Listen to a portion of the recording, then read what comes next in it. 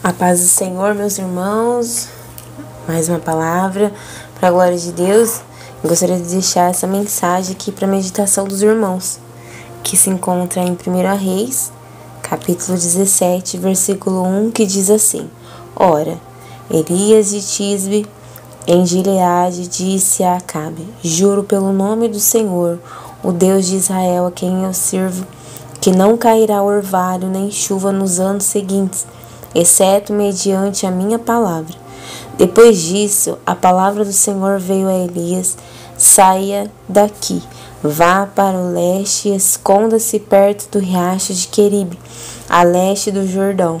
Você beberá no riacho, e dei ordem aos corvos para o alimentarem lá. E ele fez o que o Senhor tinha dito. Foi para o riacho de Queribe, a leste do Jordão, e ficou lá. Os corvos lhe traziam pão e carne de manhã e de tarde, e ele bebia água do riacho. Essa palavra, ela fala sobre o profeta Elias. O profeta Elias foi alguém muito especial, né? É uma referência para os nossos dias. Mas eu gostaria de voltar um pouquinho, falar um pouquinho antes desse momento histórico.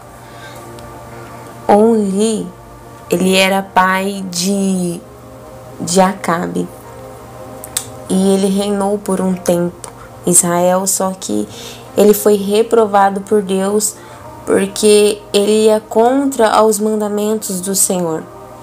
E ele foi quem criou Samaria, a cidade de Samaria,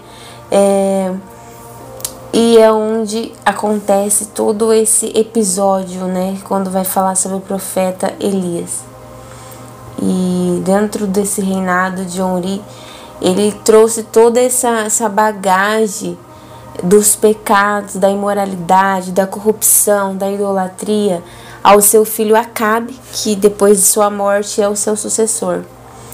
E além de Acabe, ele adquirir toda essa maldade, tudo isso que o Senhor reprovava, né, dentro de um reinado para Israel, ele ainda se une a uma mulher que vai totalmente contra os mandamentos do Senhor, Jezabel, pois ela era uma adoradora de Baal.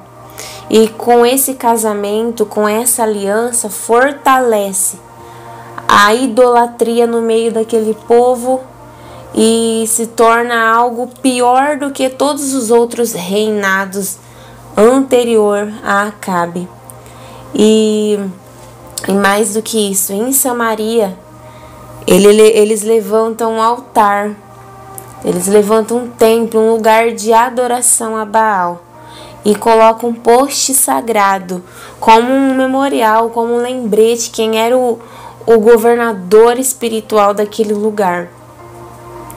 E é nesse momento que Elias é levantado como um profeta perturbador, né? Como o próprio Acabe fala mais à frente.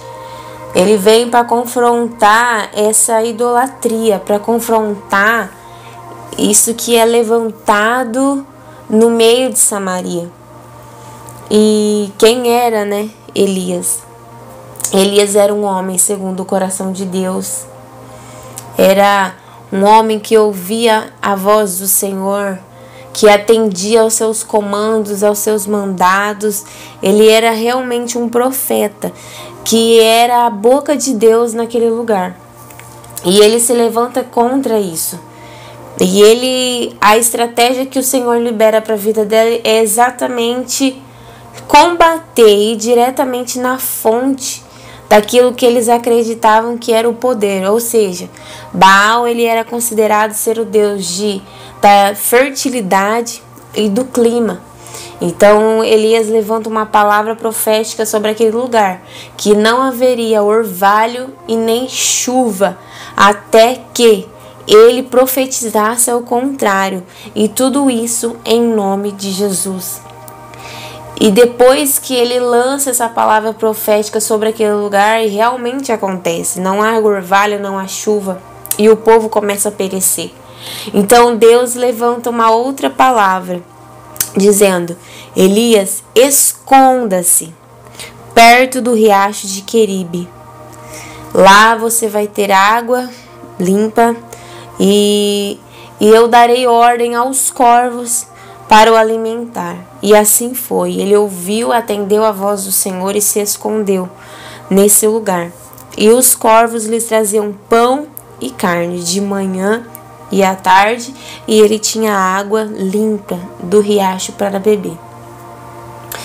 E foi um processo ali dentro daquele esconderijo, mas havia uma palavra de que não haveria água, não haveria chuva.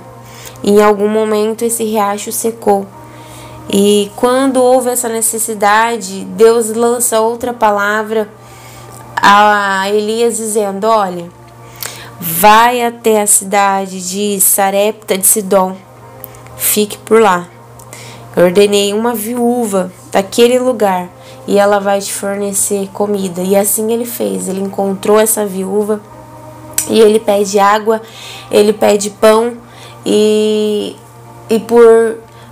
ela até fala: Senhor, não é um coração de que não quer servir a um homem de Deus, mas ela só tinha um pouco de farinha e um pouco de azeite.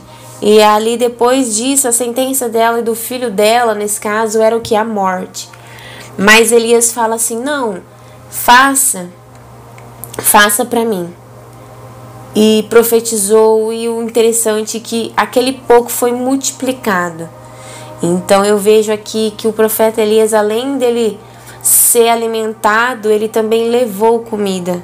Ele multiplicou a farinha daquela mulher. E ali durante 3 anos, foram 3 anos, que eles comeram e beberam através da multiplicação ali, do milagre que o Senhor fez na vida de Elias e daquela viúva e do seu filho. E passado algum tempo ali, o menino, ele simplesmente morre. E a mulher, ela entra em desespero, porque: Senhor, eu fiz algo para você, para que o meu filho morresse. E ele ora sobre aquele menino, determinando durante 3 vezes que a vida voltasse para aquele menino.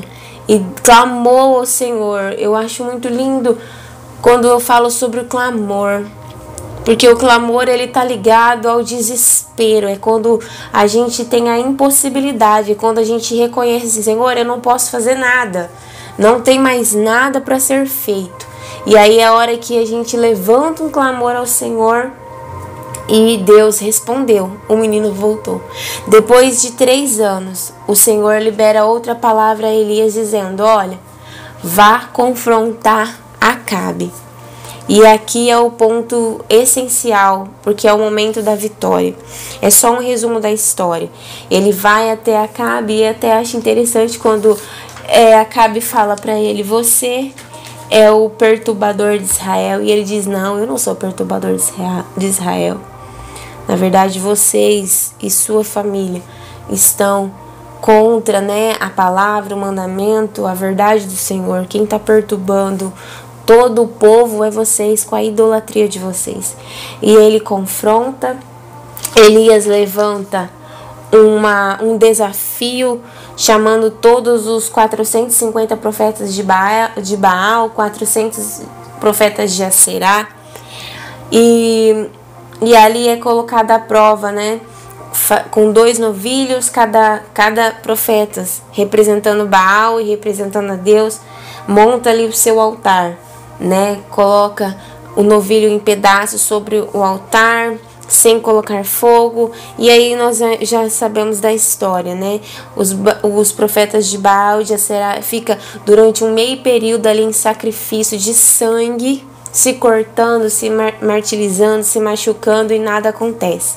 Mas Elias, no nome do Senhor, ele arruma todo o altar, ele coloca água, acrescenta ali até coisas que os outros profetas não fazem, e Deus manda fogo do céu e consome todo o sacrifício, a água, os pedaços desse novilho, e o nome do Senhor é glorificado, e o povo que estavam ali volta novamente a adorar a Deus, volta ao arrependimento, volta a gerar um coração de filho.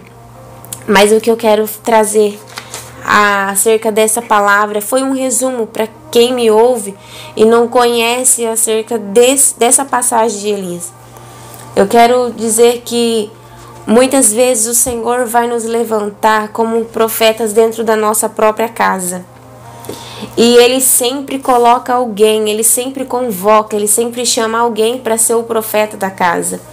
E a função desse profeta, a missão é literalmente confrontar tudo aquilo que está errado dentro do seu lar, dentro da sua casa, que desagrada a Deus. E você vir de encontro e perturbar mesmo quem está dentro do teu lar, contra a vontade e o querer do Senhor. Nós vamos ver que Deus, ele levanta Elias e foram 3 anos de treinamento, foram durante 3 anos de esconderijo, 3 anos sendo liberado bênçãos para ele através assim da dependência do Senhor. E eu quero dizer também que nós somos os profetas da nossa casa. O Senhor conta com a gente para que a gente venha lutar contra tudo aquilo que está errado dentro da nossa casa. Tudo aquilo que está fora do plano, do projeto dele. O Senhor conta com a gente para que a gente venha lutar por aqueles que já se perderam dentro da nossa casa. A outra coisa que eu quero dizer o Senhor, ele vai nos dar estratégia para ir de encontro, para confrontar o ponto certo daquilo que é altares que foram levantados dentro da nossa casa, que está contra a vontade dele. E ele vai nos dar a estratégia correta e certa. Olha, é aqui o problema, é aqui que você tem que entrar, você tem que mexer, é aqui que você vai ter que se levantar contra, porque o problema é nesse ponto em específico. Eu não sei, às vezes é um problema com o filho, às vezes é um problema com o marido, é a esposa, às vezes é um problema financeiro. Eu não sei, é um problema no ministério, é uma falta de comunicação, é algo que está oculto e escondido e não sabemos, mas está desestruturando. A família não é a mesma, a família não é feliz. Talvez você não tenha aquela vontade do trabalho, você está em guerra com você mesmo, mas eu não sei, cada um tem o seu problema, mas o Senhor está dizendo, eu darei a estratégia. Se você se levantar como profeta da tua casa, você vai ter as estratégias certas e vai de frente, confrontando com o problema no lugar certo. E a terceira coisa que nós vamos ver nessa palavra e aprender é que quando o Senhor, ele conta com a gente, ele também nos coloca no esconderijo dele.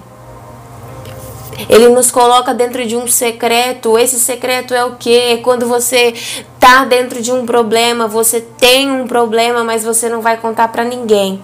O secreto é o lugar de silêncio, de oração. É quando você se levanta, você está com o problema, mas você vai diretamente na fonte da água viva, que é quem? É Jesus. É aquele que vai responder as tuas orações, é aquele que vai te confortar, é aquele que vai alimentar você através da palavra, é aquele que vai te trazer consolo, é aquele que vai te trazer tranquilidade, vai te trazer uma palavra amiga. Jesus é aquele que vai derramar o sangue dele na sua vida para te fortalecer enquanto esse processo não termina. Assim como Elias foi alimentado e também ele tinha água limpa, o Senhor, ele vai liberar todas as fontes, todo o alimento que você precisa dentro desse esconderijo, para que você esteja forte e corajoso até chegar a um ponto que você tem que confrontar novamente esse problema. Outra coisa, Deus levanta o profeta, Deus, ele dá as armas certas, as estratégias certas, ele alimenta a pessoa até que ela tenha força e estrutura para sair daquele lugar de esconderijo. E depois disso, quando você chegar num ponto em que o Senhor diz, ó, não é mais esconderijo, aqui acabou, não tem mais o que ser feito aqui, o Senhor vai mandar pessoas para te ajudar. Todo combate nós precisamos de alguém para guerrear junto com a gente. Eu sempre vejo Deus, Ele fazendo isso na nossa vida. Às vezes eu chego num ponto que eu não consigo avançar mais numa batalha.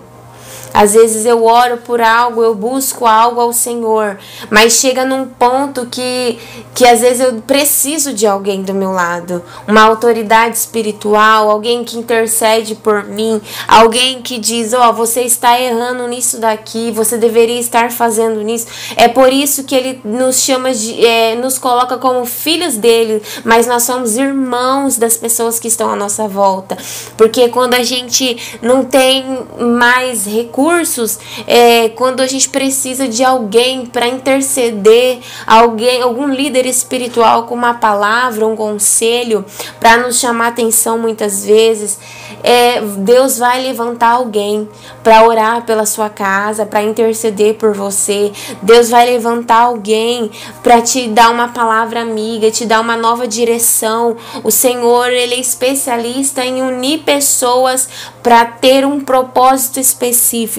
Existem pessoas na nossa vida que vêm e fica por um tempo, por um curto tempo, mas o Senhor, Ele só une para um propósito específico e depois aquela amizade, ela se dispersa, é por um propósito, aquela união é só por um tempo, assim como a viúva foi abençoada e abençoou a vida de Elias durante 3 anos, mas em algum momento Elias teve que deixar a casa dela e voltar para o seu propósito original, que era o que? Confrontar Acabe e os seus profetas.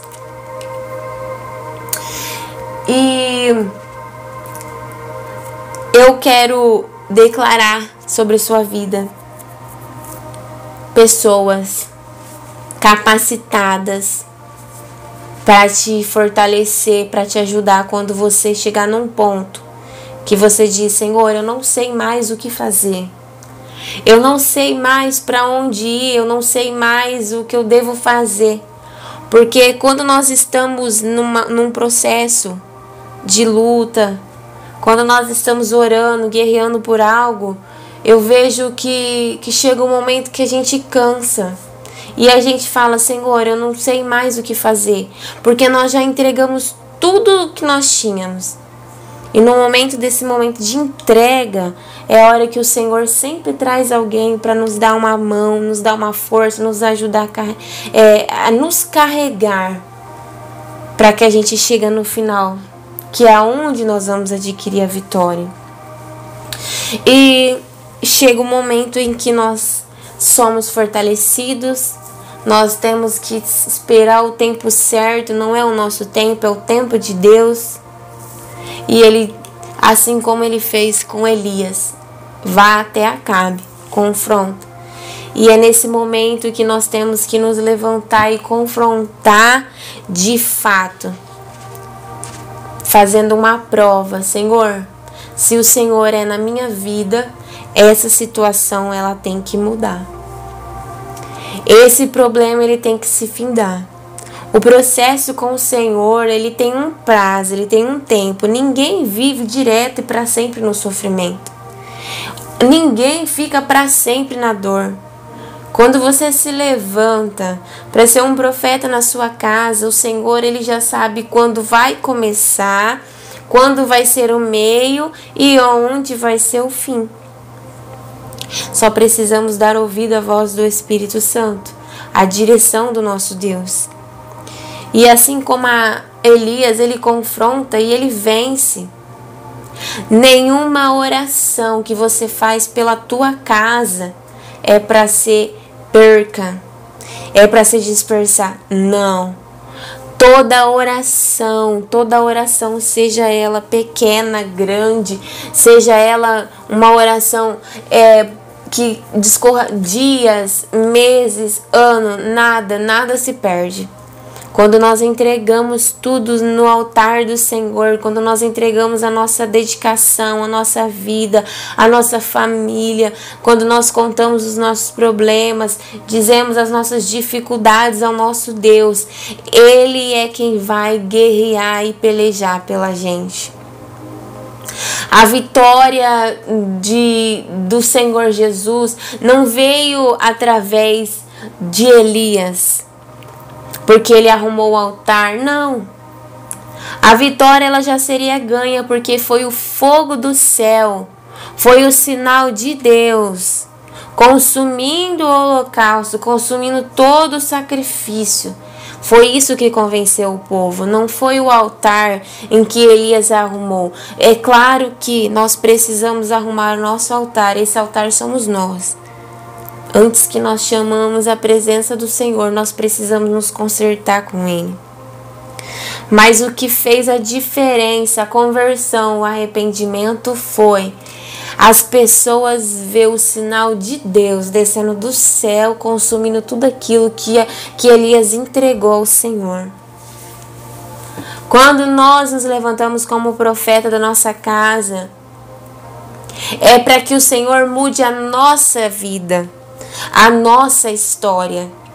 Muda a nossa aparência, Ele muda o nosso jeito de pensar, o nosso jeito de falar, como nós vamos agir dentro da nossa casa. E através da presença do Senhor Jesus na nossa vida, aquilo que Ele faz de mudança em nós, reflete na vida daqueles que estão por fora. É por isso que quando nós entramos no secreto de oração, não é para mudar o outro lá fora.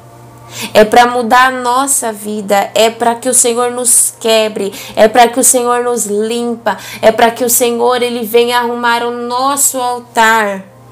E isso que Ele faz em nós, dentro do secreto, vai refletir na vida de muitos. E aqueles que olhar para a gente vai falar, meu Deus, alguma coisa está diferente. Tem algo diferente na vida dessa pessoa, ela não era assim. Ela mudou o jeito de falar, a conduta dentro da casa. O secreto ele vem para mudar a nossa história. E aqueles que olhar para nós vai dizer assim, realmente a presença do Senhor está na vida dessa pessoa. Aquele que é violento, ele não vai ser mais violento. Aquele que fala muito, aquele que é bravo, estourado, aquele que é mentiroso, aquele que não tem amor, não tem compaixão, às vezes não tem paciência, muitas coisas acontecem, mas o que acontece? É porque os frutos do Espírito Santo começam a agir dentro, no espírito daquela pessoa. E aquilo vai ser jogado para fora. O que é trabalhado no espírito, o corpo vai começar a mudar, a alma começa a mudar e aquilo vai refletir no quê? O brilho do Espírito Santo. Eu deixo essa palavra para o seu coração dizendo: permita-se ser um profeta dentro da tua casa. Assim como Elias, ele se permitiu ser um profeta do Senhor naquele tempo. E confronta tudo que está errado dentro do teu lar. E em pouco tempo, haverá chuva, a sua casa vai ser abençoada, o seu lar e a tua família vai ser abençoada. E você vai dizer, Senhor, eu nunca imaginei que eu viveria esse tempo de comunhão, esse tempo de mesa. Eu nunca imaginei que a minha família poderia chegar nesse ponto.